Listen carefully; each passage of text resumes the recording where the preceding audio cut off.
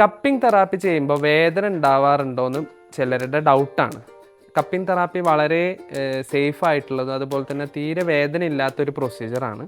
പ്രധാനമായിട്ട് നമ്മൾ fibre glass അല്ലെങ്കിൽ ഗ്ലാസ് വെച്ചിട്ടൊക്കെയാണ് കപ്പിംഗ് ചെയ്യാറുള്ളത്. ഇതൊരു പെയിൻ മാനേജ്മെൻറ്റ് പ്രൊസീജിയറാണ്. അക്യൂട്ട് പെയിൻ ആയിട്ടുള്ള നടുവേദന, ഷോൾഡർ പെയിൻ, കഴുത്ത് വേദന, ഇതിലൊക്കെ വളരെ നല്ല റിലീഫ് കപ്പിംഗ് തെറാപ്പി ചെയ്യുന്നതിലൂടെ കിട്ടാറുണ്ട്.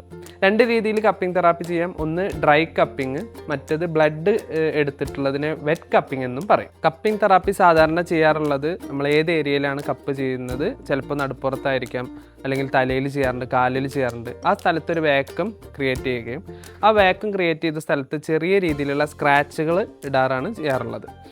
വെറ്റ് കപ്പിങ്ങിൽ സ്ക്രാച്ചിലൂടെ ബ്ലഡ് നമ്മൾ സക്ക് ചെയ്തെടുക്കുകയും അതിലൂടെ ദുഷിച്ച രക്തം പുറത്ത് കളയുകയും ചെയ്യുന്നു. പ്രധാനമായിട്ട് അമിത കൊഴുപ്പ് കൂടിയിട്ടുള്ള കണ്ടീഷനിൽ ആൾക്കാർക്ക് പുറത്ത് കുരുകൾ വരുന്ന അവസ്ഥയിൽ വളരെ ഫലപ്രദമാണ്. കൊളസ്ട്രോളിൻ്റെ ബുദ്ധിമുട്ടുകൾ, അലർജിക് പ്രശ്നങ്ങളുള്ളവർ, കഴുത്ത് വേദന നിരന്തരം ഉള്ളവർക്ക്, കൂടുതൽ നേരം ഇരുന്ന് ജോലി ചെയ്യുന്ന പ്രൊഫഷണൽസിനൊക്കെ കപ്പിംഗ് തെറാപ്പി നല്ല ഒരു റിസൾട്ട് കിട്ടാറുണ്ട്.